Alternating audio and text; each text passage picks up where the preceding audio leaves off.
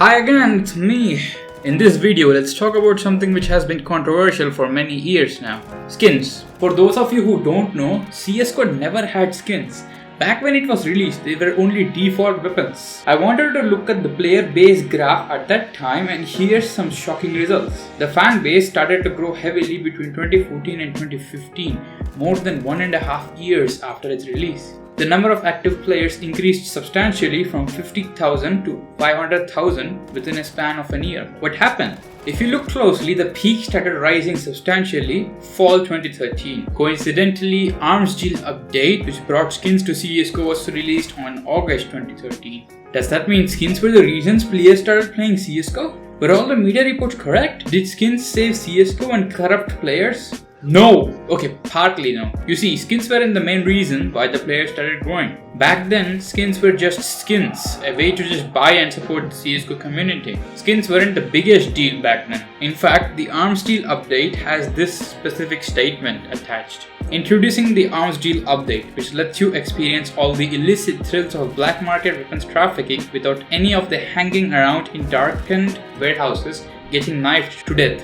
The Arms Deal update lets you collect, buy, sell, and trade over 100 all new decorated weapons that you can equip in the game. We also want the Arms Deal update to give back to the community, which is why we are happy to announce the esports weapon case. The first ever weapon case was an esports weapon case. A portion of the proceeds from sales of esports case keys will go towards the prize purses at CSGO community competitive events.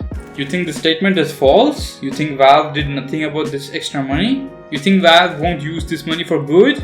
Well, you're wrong. Valve wanted CSGO to grow. They wanted pros to move on to CSGO instead of staying with 1.6 and Source. Condition Zero was a forgotten game anyway. CSGO was released 8 years after Source. They did not want their hard work gone to vain, especially since the game wasn't doing that great in the beginning. It felt like just another Counter-Strike with updated graphics and weapons. The game mechanics were different and felt different to 1.6 and Source. People didn't want to leave. It wasn't enough to shift the game at that time. You know what saved the game more? Operations and the rewards that they gave. But it wasn't just the operations that saved the game. Valve said that the portion of money that they got from opening cases would go to the community events. And that, my friends, they did. The CSGO esports scene was pretty weak at first. Then Valve stepped in. They sponsored the first ever major CSGO tournament, which was the DreamHack Winter 2013 tournament, held in November 2013 for a total of $250,000. And that was huge back then, the biggest CSGO tournament at that time. It brought a big spotlight on CSGO. Many 1.6 and Source pros then tried moving to CSGO to save their careers. Many people were inspired by this tournament and started playing CSGO to try and become the best of the best, like the winners of that time, Fnatic, who defeated the Imperial NIP. People were interested in the CSGO esports scene. Also, unlike what everyone thinks of iBuyPower, they came in the last bracket and not the top bracket. And then 2014 came. It was bigger with even bigger tournaments, and a few side tournaments hosted $50,000 tournaments, which was rare in fact. Just a year before, you rarely had $50,000 prize pool tournaments. But Valve came bigger. 3 majors were held that year, each having $200,000 in the prize pool. The first, EMS1 Katowice in March. There was a strong competition. People wanted to see Fnatic versus NIP again. Many people were supporting Fnatic and some were supporting NIP. And many people supported their teams by buying their merch. The coverage was even bigger. Stories came by in interviews. It was amazing. And again, iBuyPower came in the last bracket. Virtus Pro won the tournament, seconding to NIP. The fanbase grew substantially. But then ESL1 came by in Germany, and Germany was a perfect spot for esports. Several countries surrounding Germany. Many teams attended the tournament, and the coverage was big as usual. More players came in and people started sharing their stories and experiences. Some casual players were having fun with other strangers. Pros were talked a lot about. Players could also watch the tournament live within the game in the game's watch demo section. ESL1 had a bigger coverage, especially by YouTubers and Twitch streamers. It made more people come to CSGO. You can see the proof right here. That's huge. Operation Breakout, which was also released at almost the same time, had an input on this as well. There were also the skin drops that you would get by watching live tournaments, and that spiked more interest in players. DreamHack Winter 2014 took place as well, the same year with bigger coverage. iBoyPower weren't doing good from the beginning, and they were trying their hardest, and their team had very, very good players, but the team as a whole needed more practice, as you can see. And then the throwing scandal happened. Oh boy, rip. Luckily csgo was a good guy and did not get banned. Later on, he joined Cloud9 and gained a lot of honor by not throwing. 2015 was the turning point for CSGO. Many companies saw the growing potential of CSGO in esports, and many minors and side tournaments with higher prize pools came in. The prizes were growing big. All this influence just made many gamers feel like they could also try to go pro. Many CSGO players started playing CSGO more actively. People played CSGO day and night to try and become a better player, to try and go pro. Of course, there existed more casual players as well, but the competitive scene was increasing. Everyone wanted to become a pro player. They were inspired by their models. Some even dropped college to become CSGO full-time gamers and streamers. Face it, the third-party matchmaking experience became active. There was also an increasing will for many players to become global elite, which forced many players again to play more actively. This time, ESL 1 took place in two places, Katowice and Cologne, 3 months apart, and the crowd was energetic. Casters were good, it was a good experience. Esports finally became an entertaining place. Media started covering CSGO esports extensively. It became a place for people to try and go pro, and a place where players can earn a living with their hard-earned skills and talents. Many players had their backstories revealed. You can see how much the tournaments impacted the game. But sadly, here's where things somehow went a bit wrong. You see, the CSGO scene became extremely big. Now, let's talk about betting. Betting is a common thing done in tournaments and matches these days. UFC, wrestling, everything. But CSGO was going big. Many gamblers started seizing this opportunity to make gambling more bigger. Since money was a bit complicated to bet online, and since skins were introduced to CSGO and each of these skins had value in an actual market, gamblers took this as an opportunity, converting skins as a currency instead of money as a currency. Technically being the same but in a different form. Money is a bit more complicated to gamble with. Skins are pretty easy. You just need to buy the skins from the Steam market and trade it into a website, and you have a virtual money which you can spend on gambling, and no one's gonna know who you are or where you are or things. Many people started throwing massive money down the line for tournaments. Gambling websites took this opportunity. Instead of betting real life money, you could bet CSGO skins. You had roulette, coin, flip, crash, dice, and so on. Almost like a casino. Skins were used as an alternate for real life money. It made transactions safer as you had to trade skins and not money with your bank account. Plus, these graphs show the number of active players opening the game and playing it during the day. Item drops give items worth nothing, and you don't have to have your game open for the sake of gambling skins. I hear from many people that skins is what made CSGO. Well, it's partly what it made CSGO special, but the number of people playing the game / active people playing the game, in my opinion, weren't really gambling.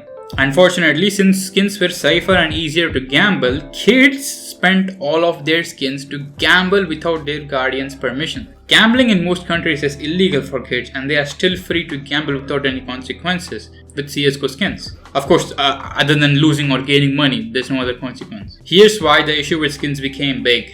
Gambling websites gained extreme popularity when they sponsored several YouTubers, CSGO YouTubers and streamers who would promote their website, and many of their subscribers and influenced kids would start gambling in these sites. Many streamers and YouTubers started gambling and recording, playing in these websites. Now, gambling is not always profitable. You will always lose some money gambling. Ask any professional gambler, they will say the same thing. The odds of you winning are very, very rare. CSGO's gambling is a bit different. A 1v1 coin flip would mean 50% chance for you to win. Roulette gave you almost similar chances of winning. This high probability to win type of games that is introduced in CSGO's gambling made many people want to gamble, and YouTubers and streamers fueled this even more Many YouTubers and streamers who were sponsored by those sites would spend extreme amount of money gambling but show only the parts where they won their bets, misleading people into thinking as if they won all of their bets with ease. Seeing this improper information, many people would be influenced to gamble on these gambling websites. But this shouldn't be a big deal as long as you're not a kid. And there were also case opening videos of people opening cases and getting knives. Guys, these knife opening cases and videos are edited to make you feel like they won all these knives with very less money spent. See, the odds for winning a knife is less than 1%, and that is reserved for our next video of mine. But the odds for you to win is about 0.some%. CSGO cases also impacted the young community, and these videos encouraged people to open cases. Of course, most of them being disappointed by getting absolutely nothing. But this isn't gambling, what do you mean? Well, the kids were still spending money to try and win without their parents' permission, so that's kind of bad. Then the gambling scandal happened in 2016 due to two idiots, T. Martin and Syndicate, who gambled on one website, the same website, and won huge amounts of money with ease. They were showing their audience how easy it is to win, but in fact it's not. Because of this influence, many kids and adults started gambling to try and win money. Obviously, many of them lost a lot of money. First off, gambling is indeed illegal in multiple countries and states, but the website owners would come up with an argument stating that the players gambled skins and not actual money. These gambling websites never offered a money cash out option in the first place, so it wouldn't be exactly considered as gambling because you're gambling with skin. With that argument, most of these websites were legally immune to run these gambling websites. Secondly, about these two lowlifes, why was this a huge deal, you ask? Well, these two guys stated, so I found this new site. They stated that they were being sponsored by CSGO Lotto, the site that they were gambling on. But it was later found that these two owned the site and they never disclosed the fact that they owned it to the public. It's that moment that scared people. These guys were winning a lot of money being the owners of this site and playing on their own website. That led to many suspicions. People started speculating whether they were rigging the site for themselves so they can win a lot of money. This was a very huge deal, a very huge deal. They could make billions of more dollars just by gambling on their own website with someone else and rigging their winnings, which they probably did do in their videos, scamming the people they are playing against. That's a huge deal. All these website owners could gain money by rigging the winnings. They are basically frauding people. There will be fraud charges. Speculation and theories came about accusing more websites of doing the same tricks. All these sponsored YouTubers could have been winning a lot just because the websites were rigging their winnings. Then the Moi scandal happened. This scandal showed how easy it is to rig websites, and it showed what gambling websites do behind the scenes. You see, gambling websites have their own algorithms and odds for their gambling sections and games. Most of these games being coin flip, roulette, dice, crash, etc., which is pretty common in these days CSGO gambling. They can rig anyone's odds by simply giving them the future results of these gambling games, which is totally possible. This is what happened with Mo and CSGO Diamonds. Mo, or Moi, a CSGO YouTuber, used to be sponsored by CSGO Diamonds, and he used to, guess what, win a lot many bets from their website. Later, he himself said that they rigged this site for him to win extreme amounts of money. As I said, it's a tactic to attract audience. Why did he say this? Because he wanted to cash out the money that he won from this rigging, which the owner obviously rejected. Also, if you didn't know, Moi was told by the owner that the site would be rigged for him so he can win more items in his video. You see, CSGO Diamond used to give Moi the future results of the gambles, and with this, Moi would choose the right option to win and he would win money easily. And that right there is what made gambling a huge problem. None of the sites have proper owners. The sites could rig the winning. Anyone could become rich if they were close to the site's owner, because the site's owner could simply give the person the results of the future events. The gambling event became a huge deal for CSGO. At the same time, however, the tournament scene was also growing even bigger with more events, more coverage, new teams, new stories, new pros, new casters, new orgs. It was exponentially growing. After these incidents, Valve shut down multiple websites to calm down these activists who were against CSGO betting. Some of the websites introduced a fair system, which shows the bets odds and winning odds to make you feel like it's safe to bet and gamble in the website. But yeah, after these scandals, skin gambling went down slowly and many websites were shut down. Match bettings were rising slowly because of shutdown of CSGO's casino-style gambling games. So what happened? Were skins responsible for CSGO's popularity? Did skins make CSGO as many people claim? No, not fully, no. CSGO skins gave rise to heavy gambling and scamming, yes. But if Valve would not have sponsored majors and if organizations would not have covered CSGO esports, there wouldn't be many people playing the game in the first place. Gambling wasn't the first thing that struck people's minds. It's evident here. You want proof? Here. Back in March of 2018, Valve introduced the trade ban system where an item would have a 7-day cooldown if you traded that specific item with someone else.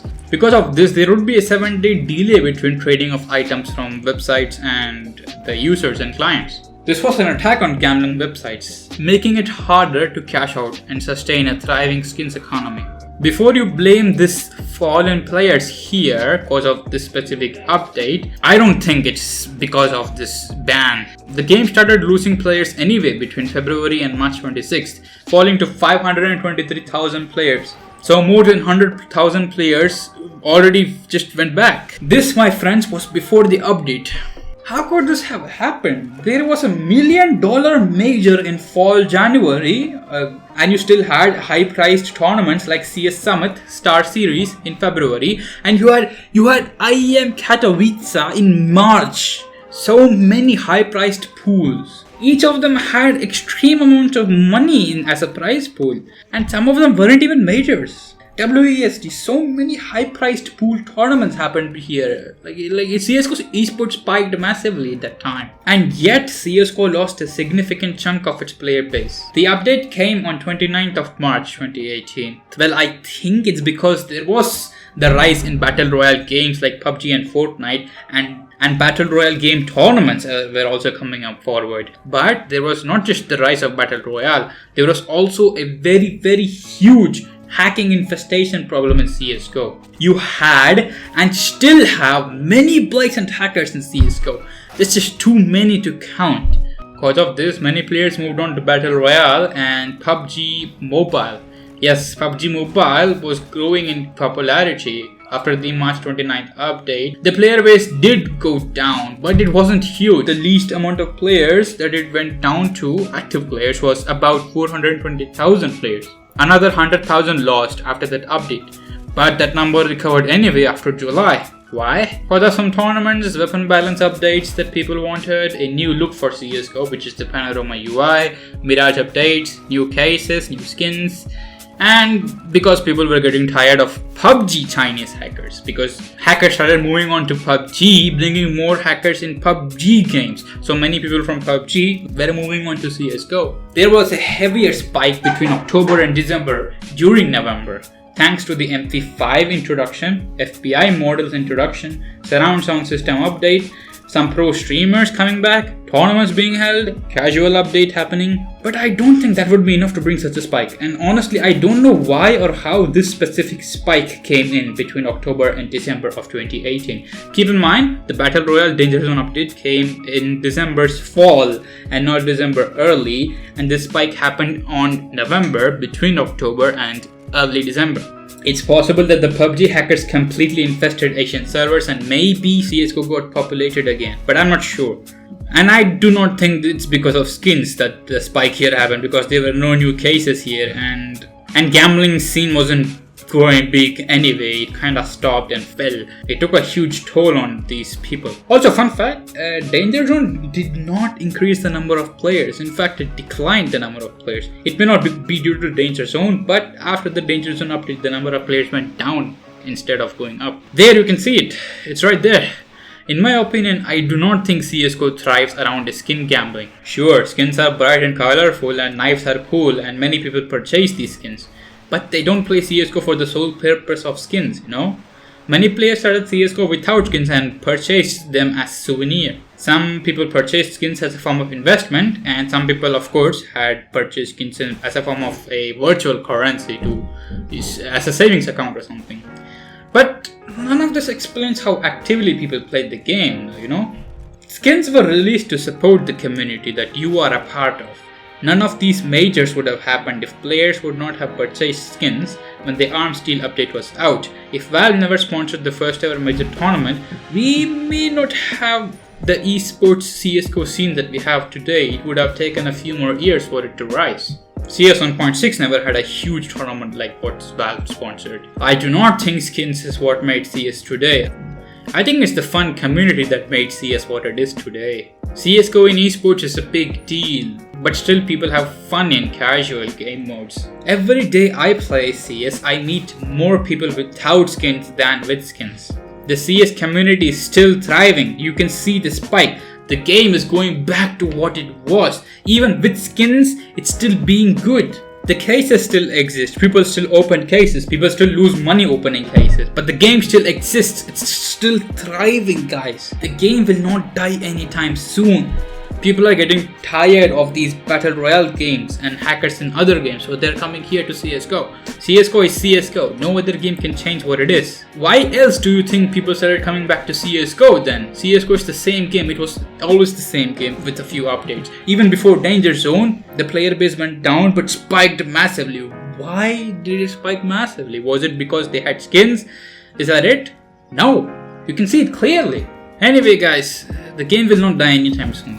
That's my take on skins and CSGO and gambling. I don't really think skins is what made CS today. Anyway guys, I hope you guys enjoyed this video. Correct my mistakes in the comments below. I really like people correcting me. It really helps me. I'll see you guys next time, and until that time, peace.